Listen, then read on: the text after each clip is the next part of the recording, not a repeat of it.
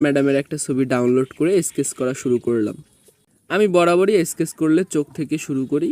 যখন স্যারের শুধু চোখ দুটো স্কেচ হয়েছিল তখন আমি তার একটা ছবি তুলে স্টোরিতে দেই এবং একটা জিনিস আমার খুব ভালো লাগলো, যেটা হলো আমার দুজন বন্ধু শুধু চোখ আঁকা দেখেই স্যারকে চিনতে পেরেছিল। তো চলো বাকি স্কেচটা কমপ্লিট করে ফেলি।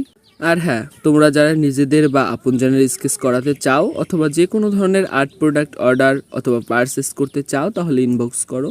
কথা বলতে বলতে স্কেচ প্রায় কমপ্লিট। আসলে কিন্তু এত সহজে স্কেচ হয়ে যায় না, অনেক সময় লাগে।